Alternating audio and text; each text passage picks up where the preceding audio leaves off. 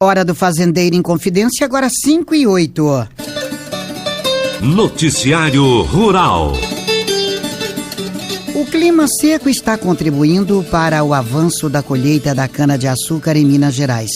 De acordo com o levantamento divulgado pela Associação das Indústrias Ciamig Sucroenergéticas de Minas Gerais, a projeção é esmagar 57 milhões de toneladas de cana na safra atual, o que representará um incremento de 10% sobre o volume processado anteriormente.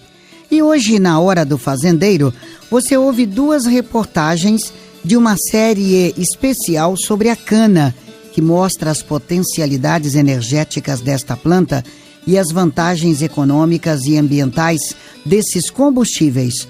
Acompanhe a primeira reportagem com a Aline Luiz. Mudanças climáticas podem levar à destruição da Amazônia. Derretimento no Ártico pode afetar 25% da população mundial. Mudanças climáticas devem aumentar a fome no mundo. É cada vez mais frequente na mídia notícias dos resultados devastadores que o aquecimento global pode causar ao planeta. O meteorologista Rui Brandos Reis diz que o cenário mais otimista projetado para os próximos 50 a 100 anos, de acordo com o painel intergovernamental de mudanças climáticas, prevê que a temperatura da Terra aumentará entre 1 a 2 graus. Mas há também projeções mais pessimistas que acreditam que a temperatura do planeta deve subir de 4 a 5 graus neste mesmo intervalo de tempo, em função da quantidade de gás carbônico liberado na atmosfera. De acordo com Rui Bran, o consenso é de que os efeitos negativos deste aquecimento já estão sendo sentidos e tendem a se agravar. O que nós estamos observando é que esse aumento de temperatura já está causando em todo o mundo e aqui no Brasil também uma elevação do nível do mar que influencia a nossa costa, mas principalmente a formação de grandes temporais, furacão e tornados. E por mais contraditório que pareça, o principal fator que nos trouxe até este impasse ambiental foi também o mesmo que proporcionou todo o desenvolvimento que a nossa sociedade tem hoje, a energia. Precisamos dela para alimentar as fábricas, movimentar os motores, fazer o progresso. E a queima destes combustíveis, especialmente os fósseis derivados de petróleo, libera para a atmosfera grande quantidade de gás carbônico e outros gases classificados como de efeito estufa. Portanto, para reduzir as emissões, precisamos diversificar a nossa matriz energética. O mundo cada vez mais exige um investimento em energias chamadas renováveis, aquelas que não derivam de petróleo e que também são capazes de capturar CO2 da atmosfera no seu processo produtivo.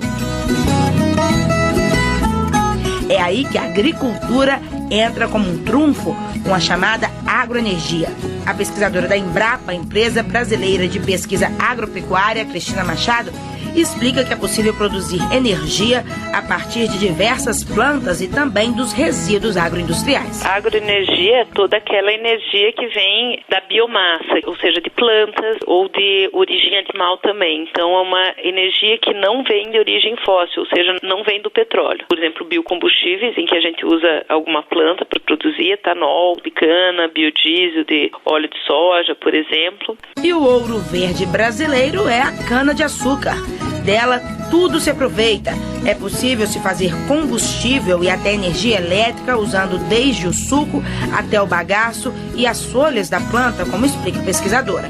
A cana é uma planta, na verdade é uma planta maravilhosa. É uma planta que produz muita energia. Então, 1/3 da cana é suco e vira etanol. 1/3 da cana é bagaço. E hoje em dia ele é queimado para gerar energia elétrica nas próprias usinas e tem várias usinas que já vendem energia elétrica para cidades próximas, esse tipo de coisa.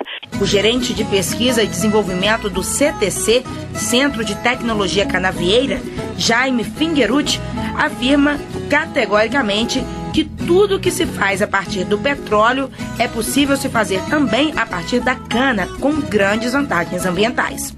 Sem exagero, eu diria para você que tudo que pode ser feito a partir do petróleo pode ser feito a partir da cana também. Eu me refiro, por exemplo, plásticos, só que com uma grande diferença que seriam bioplásticos feitos de cana, ou seja, plásticos que não jogam CO2 na atmosfera. Então, tudo que pode ser feito a partir de petróleo pode ser feito de forma melhor a partir da cana. O professor doutor da Faculdade de Engenharia Química da Universidade Federal de Uberlândia, Ricardo Reis Soares, explica que a grande vantagem dos produtos provenientes da cana para os advindos do petróleo é que a cana, no seu processo produtivo, por ser uma planta, sequestra o CO2 da atmosfera, promovendo um equilíbrio que evita o chamado efeito estufa.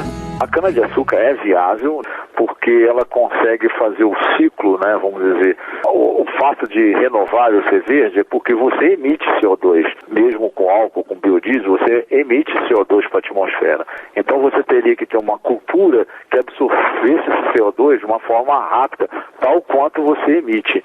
E a cana-de-açúcar, ela tem essa capacidade, essa rapidez de absorver bem o CO2 em uma área razoavelmente pequena, vamos dizer, através da fotossíntese, né? Entendeu? Então você tem uma eficiência energética com a cana-de-açúcar. A pesquisadora da Embrapa, Cristina Machado, ainda reforça que a cana produzida no Brasil, especificamente, é ainda mais eficiente, com mais vantagens ambientais e econômicas. Se fala em um balanço de energia de 9:1, em algumas regiões até mais do que isso.